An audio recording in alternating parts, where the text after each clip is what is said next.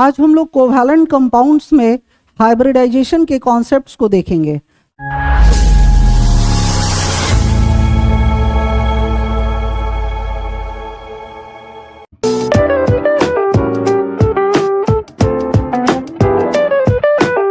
Good evening, एक बार फिर से आप सबका स्वागत है।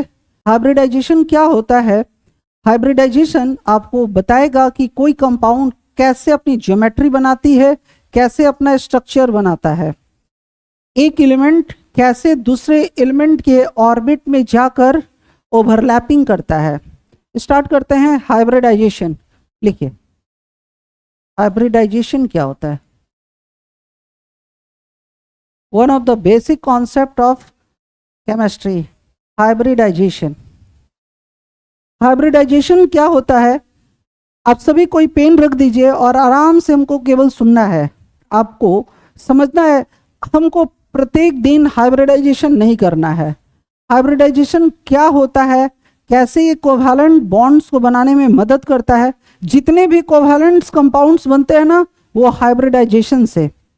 तो हाइब्रिडाइजेशन क्या है, इसको समझने के लिए एक एग्जांपल समझते हैं। जैसे हमारे पास कार्बन है और कार्बन के पास एटॉमिक नंबर कितना है? 6। इसके पास 6 इलेक्ट्रॉन है। अब बचपन से देखे हैं कि कार्बन को 6 इलेक्ट्रॉन होता है, उसको कैसे भरते हैं? 1s2, 2s2 और 2p2 ऐसे भरते हैं। यानी इसके ऑर्बिट में 2 इलेक्ट्रॉन होता है, इसके भी ऑर्बिट में 2 इलेक्ट्रॉन होता है, और p के पास कितने सेल होते हैं? 3। लेकिन इसके पास इलेक्ट्रॉन कितना है? 2।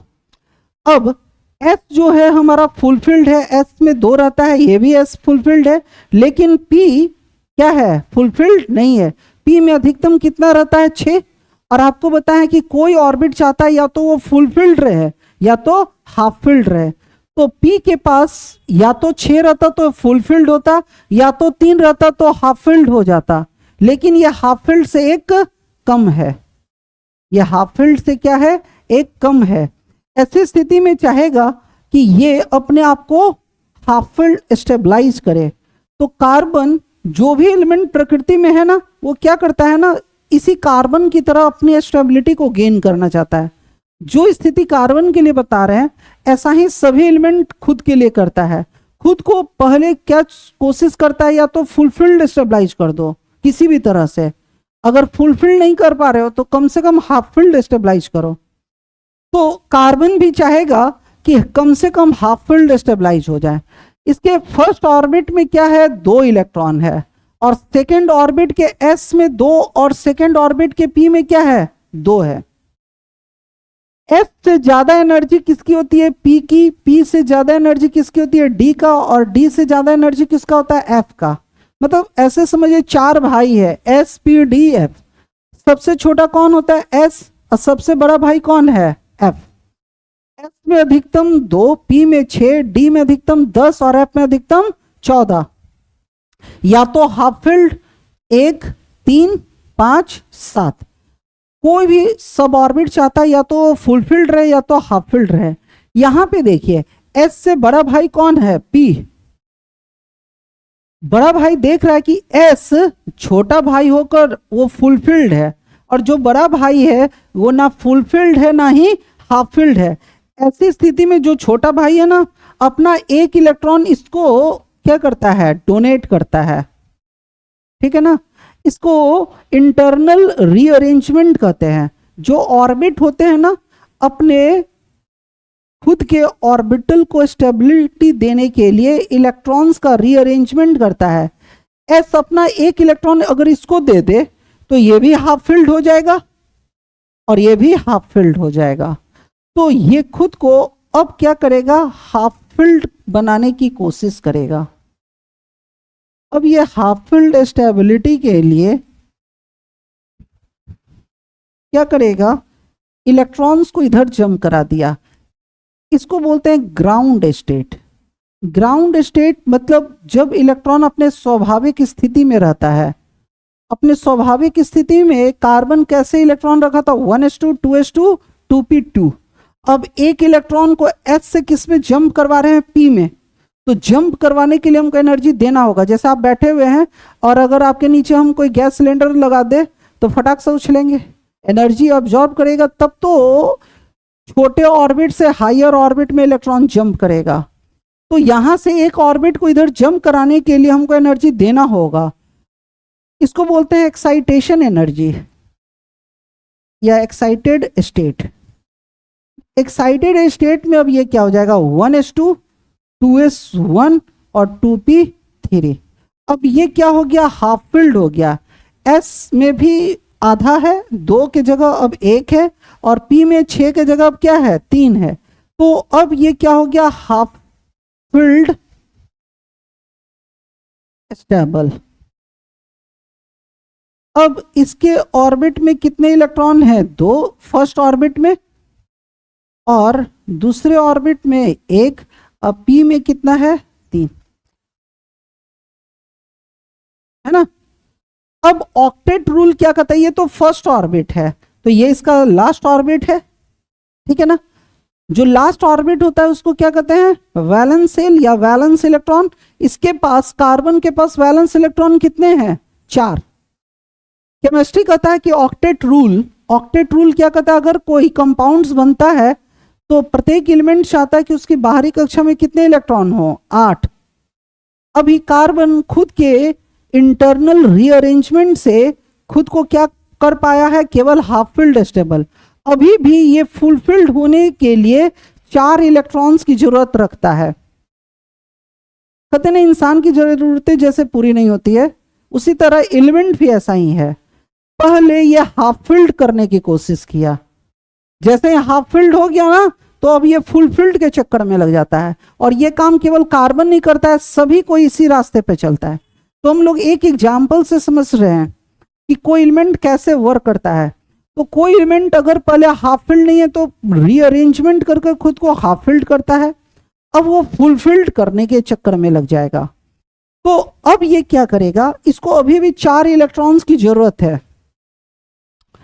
कार्बन के बाहरी कक्षा में कितने इलेक्ट्रॉन है, 4, और अभी भी इसको फुलफिल्ड होने के लिए 4 इलेक्ट्रॉन की आवश्यकता है।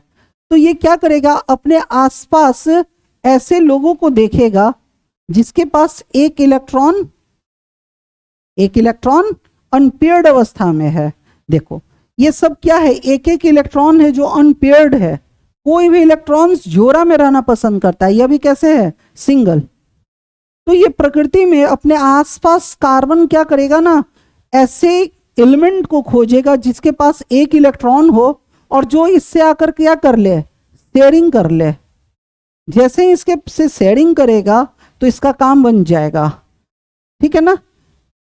प्रकृति में सपोज कीजिए इसके बगल में इसको कौन दिखा, हाइड्रोजन। इसको कौन दिखा, हाइड्रोजन। यहां तक हम एक एग्जाम्पल को आप समझ चुके हैं। अब ये क्या करेगा, फुलफिल्ड होने के लिए अपने आसपास देखा कि कौन है जिसके पास एक इलेक्ट्रॉन हो जिससे हम शेयरिंग कर ले। तो इसको सबसे सुटेबल नजर आया हाइड्रोजन। हाइड्रोजन के पास कितने इलेक्ट्रॉन होते हैं, 1। इसके पास 1s1 होगा, ऐसे। समस्या यह है कि इसके पास भी एक ही इलेक्ट्रॉन है ना, हाइड्रोजन के पास भी एक ही इलेक्ट्रॉन है। हाइड्रोजन क्या चाहता है कि हम 2 हो जाए, प्रत्येक एलिमेंट चाहता है कि हम 2 हो जाए। ये भी अनपेयर्ड इलेक्ट्रॉन है, ये भी चाह रहा है कि हम पेयर्ड हो जाए, और ये भी चाह रहा है कि हम पेयर्ड हो जाए। तो कभी भी कंपाउंड्स जो बनता है ना, 2 ऐसे लोगों के बीच में जिनको एक दूसरे की जरूरत है, इनको भी जरूरत है और इसको भी जरूरत है। अगर अब ये दोनों आपस में मिल जाए ना तो क्या होगा, काम दोनों का बन सकता है। अब दोनों क्या करेगा, एक दूसरे से पार्टनरशिप करेगा। इस घटना को कहते हैं हाइब्रिडाइजेशन। तो हाइड्रोजन के पास तो एक ही इलेक्ट्रॉन है और एक कार्बन को चाहिए कितना, 4। तो एक कार्बन कितने से रिलेशन बनाएगा, 4 से। वो 4 हाइड्रोजन से रिलेशन बनाएगा। प्रत्येक कार्बन के पास कितना इलेक्ट्रॉन है, 4। एक कार्बन के पास 4, पर एक हाइड्रोजन के पास एक ही इलेक्ट्रॉन है। तो कार्बन 4 हाइड्रोजन से रिलेशन बनाएगा। इस घटना को क्या कहते हैं, हाइब्रिडाइजेशन। देखिए हाइब्रिडाइजेशन क्या होता है, अब लिखेंगे आफ्टर। हाइब्रिडाइजेशन का मतलब रिलेशन बनाना। After hybridisation with 4 atom of hydrogen. आप ध्यान हटाइएगा नहीं। देखो जो ये जो इलेक्ट्रॉन है ना चारों, ये किसके इलेक्ट्रॉन है? कार्बन के। कार्बन के कैसे? Valence electron. इसके पास वैलेंस इलेक्ट्रॉन कितना है? 4। और हाइड्रोजन का वैलेंस इलेक्ट्रॉन कितना है? एक ही है। तो आपको बताया है कि जब दो एलिमेंट आपस में एक दूसरे के करीब आता है तो जिसके पास इलेक्ट्रॉन ज्यादा होता है वो निगेटिवली चार्ज होता है, और जिसके पास इलेक्ट्रॉन कम होता है वो कैसा होता है? Positively charge. ये चारों इलेक्ट्रॉन कार्बन के वैलेंस इलेक्ट्रॉन है और ये हाइड्रोजन के हैं। तो ये जो इलेक्ट्रॉन होगा ना वो पॉजिटिवली चार्ज्ड होगा, क्योंकि इसको रिलेशन बनाना है कार्बन से। कार्बन के पास 4 है और हाइड्रोजन के पास कितना है? एक ही है। तो इस पे प्लस चार्ज आएगा और इन चारों इलेक्ट्रॉन पे कैसा चार्ज उत्पन्न होगा? निगेटिव। कार्बन के पास 4 है और हाइड्रोजन के पास 1 है। इसके पास अधिकता है इसलिए निगेटिव चार्ज रखेगा, और हाइड्रोजन के पास एक ही इलेक्ट्रॉन है। कंपेयर टू कार्बन कम है इसलिए उस पर कैसा चार्ज आएगा? पॉजिटिव। अब हाइब्रिडाइजेशन होगा। हाइब्रिडाइजेशन का मतलब इस ऑर्बिट में 4 इलेक्ट्रॉन्स प्रवेश करेगा। अब इसको समझने के लिए हम इसको ऐसे मान लेते हैं कि हाइड्रोजन का जो इलेक्ट्रॉन है वो रेड वाला है। तो ये कार्बन था। कार्बन जो था हमारा एक्साइटेड स्टेट में कैसे था? इस तरह से।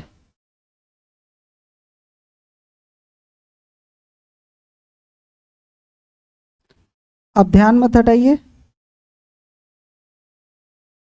यही मेरा कार्बन था।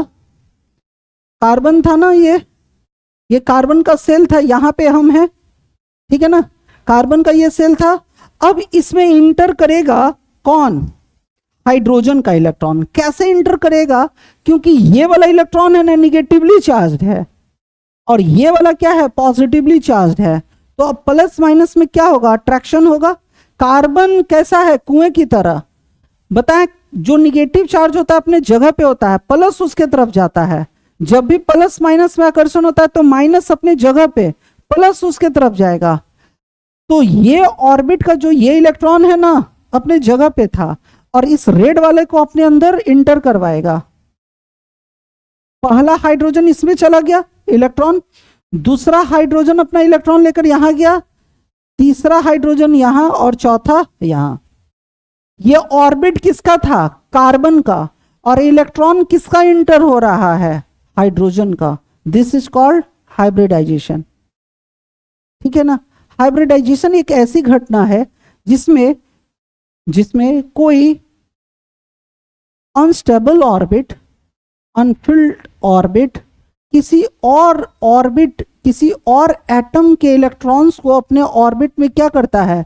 इंटर कराता है, सो दैट उसका ऑर्बिट क्या हो जाए? स्टेबल हो जाए। अब सभी इलेक्ट्रॉन क्या है? जोड़ा में है। इसके पास 2, इसके पास 2 और बाकी के पास 6। इस घटना को हाइब्रिडाइजेशन कहते हैं। कोई पूछा यहां से यहां क्या हुआ, तो यह है हाइब्रिडाइजेशन। कोई कहा कि यहां पे क्या हुआ है, तो यहां पे हाइब्रिडाइजेशन हुआ है।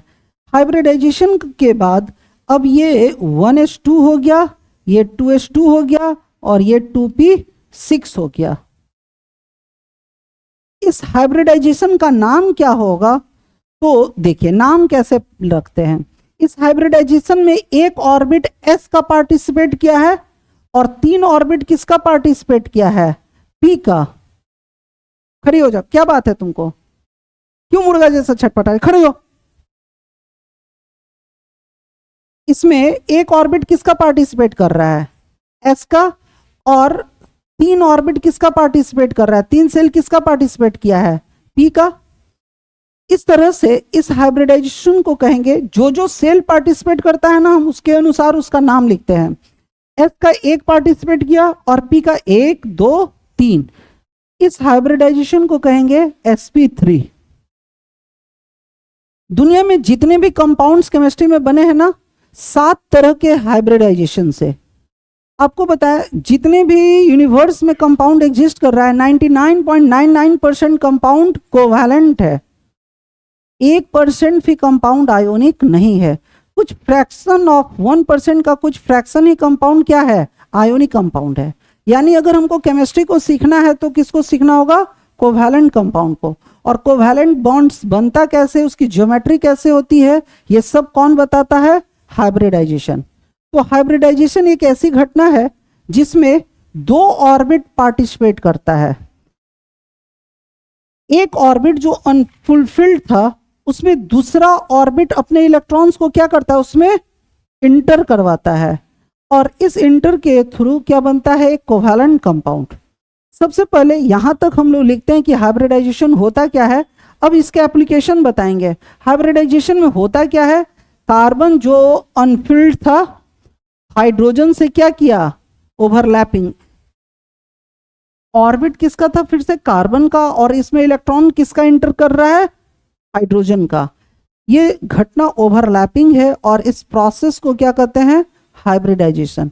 जब किसी एक के ऑर्बिट में कोई दूसरा अपने इलेक्ट्रॉन्स को इंटर करवाता है अपोजिट चार्ज के वजह से, इस घटना को कहते हैं हाइब्रिडाइजेशन। ठीक है ना, आप इसको लिखें। हाइब्रिडाइजेशन फिर से एक ऐसी घटना है जिसमें दो इनकम्प्लीट ऑर्बिट पार्टिसिपेट करता है। एक इनकम्प्लीट ऑर्बिट किसका था, कार्बन का, और एक इनकम्प्लीट ऑर्बिट किसका है, हाइड्रोजन का।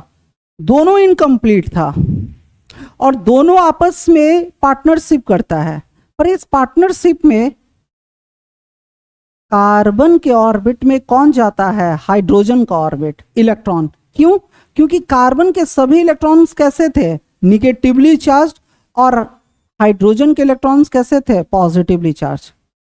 निगेटिवली चार्ज कुएं की तरह होता है और पॉजिटिवली चार्ज प्यासे की तरह होता है। तो प्यासा कुएं के पास जाता है, ठीक है ना। अब देखिए हुआ है क्या, इधर ये कार्बन था और इसके पास कितने इलेक्ट्रॉन्स थे, वैलेंस इलेक्ट्रॉन 4, जिसको ऑक्टेट रूल आपको समझाया गया। कार्बन के पास कितने इलेक्ट्रॉन्स थे, 4, और प्रत्येक हाइड्रोजन के पास कितना था, एक एक इलेक्ट्रॉन था, है ना। एक एक इलेक्ट्रॉन्स था जो वातावरण में कहीं था, एक एक इलेक्ट्रॉन्स लेकर, और इसी से ये शेयरिंग करता है। क्योंकि ये चारों इलेक्ट्रॉन्स कैसा है, निगेटिवली चार्ज, और इसके पास एक एक इलेक्ट्रॉन है, तो ये सभी कैसा होगा, पॉजिटिवली चार्ज। ये इससे शेयरिंग किया है, ये इससे शेयरिंग किया है, ये इससे और इससे, क्या बना, कोवैलेंट कंपाउंड बना।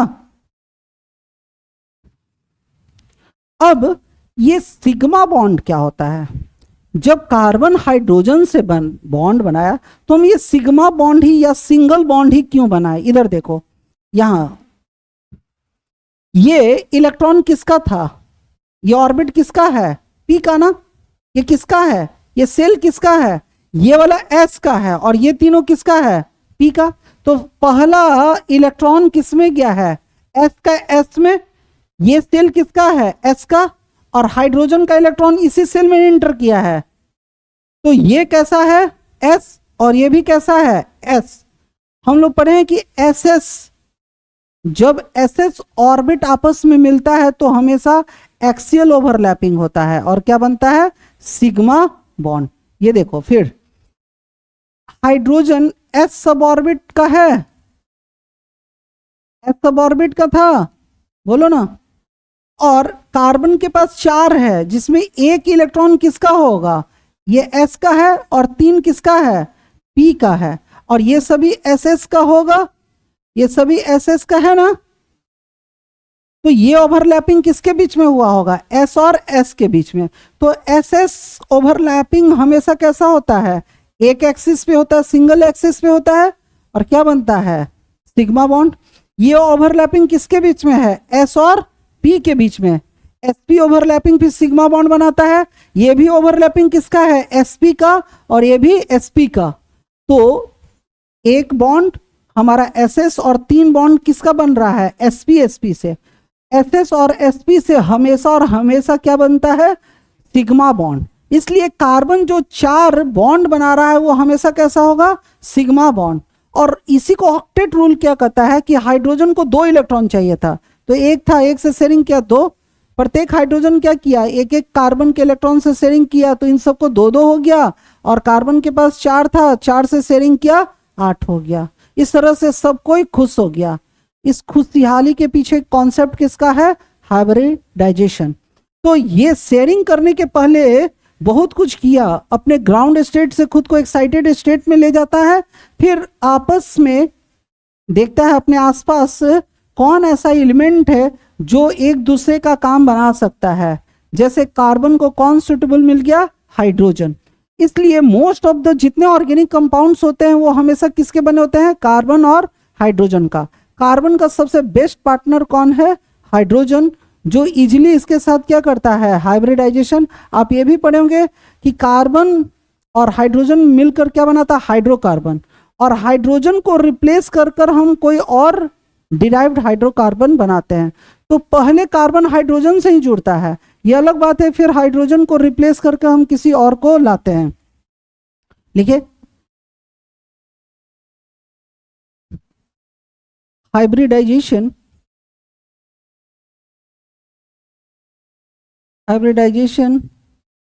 is the process in which two orbitals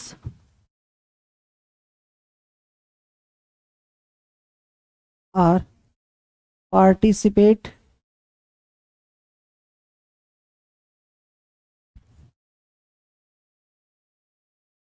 such a way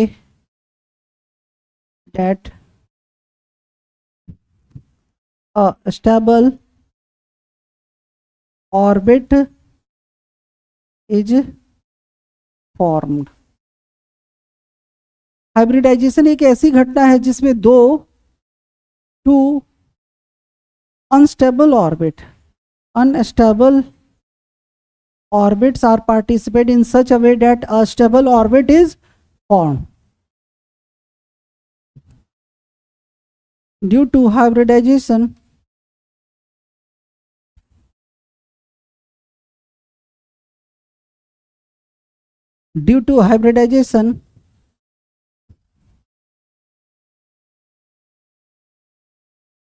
hybrid product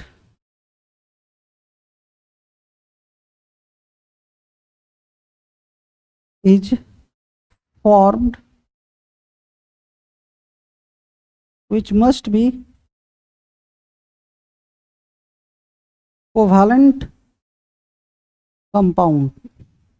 हमेशा हाइब्रिडाइजेशन से कोई हाइब्रिड कंपाउंड बनता है, और वो कंपाउंड हमेशा कैसा होता है, कोवैलेंट कंपाउंड होता है। मतलब जितने भी कोवैलेंट कंपाउंड होते हैं वो हाइब्रिडाइजेशन से बनते हैं। अब नेक्स्ट, इधर देखिए, नेक्स्ट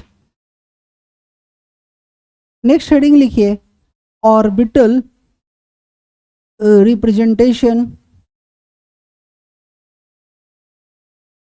ऑफ हाइब्रिडाइजेशन। बस जीवन में एक बार हाइब्रिडाइजेशन सीखते समय इसको एक बार देखना है, और इस तरह समझना है कि कभी भी हाइब्रिडाइजेशन को हम रिकॉल कर सके। देखिए, जैसे अभी हम CH4 बनाए, ये हमारा कंपाउंड है CH4। अभी जो कंपाउंड हम बनाए थे ये CH4 था, जिसमें कार्बन के पास 4 वैलेंस इलेक्ट्रॉन था, और ये प्रत्येक हाइड्रोजन से जुड़कर क्या बनाता है, CH4। ऐसा हो रहा था, ठीक है ना। इसको इस तरह से समझिए, इस चीज को ऑर्बिटल रिप्रेजेंटेशन क्या होता है। ये जो पेपर पे हम लिखते हैं ना, इस तरह से डायरेक्ट वैलेंस इलेक्ट्रॉन लिखकर इलेक्ट्रॉन की शेयरिंग करा देते हैं, हाइड्रोजन को 2 इलेक्ट्रॉन और कार्बन को 8 इलेक्ट्रॉन दे दिए, और हम मानते हैं कि मेरा कंपाउंड बन गया। ये सही है, ये ऑक्टेट रिप्रेजेंटेशन है। लेकिन जो यूनिवर्स में कोई कंपाउंड एग्जिस्ट करता है ना, इस रूप में नहीं करता है। देखिए CH4 कैसा होता है, कार्बन है और इसके पास कितने वैलेंस इलेक्ट्रॉन है, 4।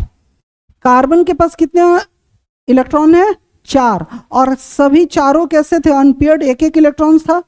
तो आज के बाद कभी भी जो अनपेयर्ड ऑर्बिट होगा आपको इस तरह से दिखाना है, या जो ये वैलेंस इलेक्ट्रॉन था ना, इसके लिए ऐसा ऑर्बिट होता है, ये शेप। एक कार्बन के पास कितने हैं? 4, ये 2,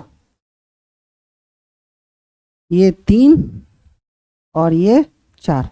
कार्बन के पास कितने थे? 4। सीधा हो। अब कार्बन अपने नजदीकी हाइड्रोजन को देखेगा, ठीक है ना, और ओवरलैपिंग करवाएगा। आप ऐसे सपोज कीजिए, हाइड्रोजन के पास एक ही इलेक्ट्रॉन था ना, और वो कैसा होता है? स्फेरिकल नेचर का। ये हाइड्रोजन है, और ये जो ओवरलैपिंग किया है, ये चारों किसका सेल है? ऑर्बिट किसका है? कार्बन का। और ये ओवरलैपिंग किससे करेगा? हाइड्रोजन से, किसी एक ही एक्सिस पे, क्योंकि हमको सिग्मा बॉन्ड बनाना है। ये कार्बन था, ठीक है ना, कहीं दूर हाइड्रोजन होगा, ठीक है ना। और अब इन दोनों में क्या होगा? अट्रैक्शन होगा, ये इसके तरफ आएगा, क्योंकि ये जो चारों सेल जो है हमारा, वो कैसा है? ये निगेटिवली चार्ज है, तो ये पॉजिटिवली चार्ज है। बताया ना, कार्बन के सभी इलेक्ट्रॉन, चूंकि कार्बन के पास वैलेंस इलेक्ट्रॉन ज्यादा है, तो इसका सभी ऑर्बिट कैसा होगा? Negatively charge with respect to hydrogen. और हाइड्रोजन का प्रत्येक ऑर्बिट कैसा होगा? ये जो यहां पे ओवरलैपिंग करता है, आपको बताएं ये कौन होता है? Sigma bond. यहां पे एक सिग्मा बॉन्ड बना, एक सिग्मा बॉन्ड यहां बन गया, फिर उसी तरह एक हाइड्रोजन यहां आकर ओवरलैपिंग करेगा और यहां पे बनाया सिग्मा बॉन्ड। और उसी तरह एक एक्सिस पे देखिए, एक एक्सिस पे ये कौन होगा? एसएस ओवरलैपिंग, ये एसपी होगा, ये एसपी होगा, और ये भी एसपी होगा। ये हाइड्रोजन है, और फिर से क्या बना? Sigma bond. तो आप देखिए, हाइड्रोजन कहीं और होगा, लेकिन जैसे ही कार्बन अपने सभी ऑर्बिट को निगेटिवली चार्ज करेगा, और हाइड्रोजन कैसा है? पॉजिटिवली चार्ज, तो दोनों एक एक्सिस पे आएगा और टकराएगा, और क्या बनेगा? Sigma bond. इसका जो ऑर्बिट होगा ना, कार्बन का ऑर्बिट ऐसे डायरेक्शन में है, तो हाइड्रोजन का ऑर्बिट ऐसे डायरेक्शन में होगा। आपको बताएं, जो ऑर्बिट होता है ना, ऐसे हुक की तरह होता है, फिर आकर ऐसे फंसा होगा। ये ऑर्बिट किसका था? चारों ऑर्बिट किसका था? कार्बन का। और इसमें अब इंटर कौन कर रहा है? हाइड्रोजन। सबको समझ में आया? और इस तरह से बना। ये फिर से यहाँ पे आप लिख सकते हैं, ये कैसा है? पॉजिटिवली चार्ज, ये निगेटिवली चार्ज, ये पॉजिटिवली चार्ज, ये निगेटिवली चार्ज। इस तरह से हम लोग अगले क्लास में भी कंटिन्यू रखेंगे हाइब्रिडाइजेशन। ये केवल आज सिंगल बॉन्ड का बताया है। अगले क्लास में डबल और ट्रिपल बॉन्ड कैसे हाइब्रिडाइजेशन करता है, सभी इसी एग्जाम्पल में आ जाएगा। इसी एग्जाम्पल को हम लोग कंटिन्यू करेंगे अगले क्लास में। उम्मीद है आज का क्लास सबको समझ में आया होगा। धन्यवाद।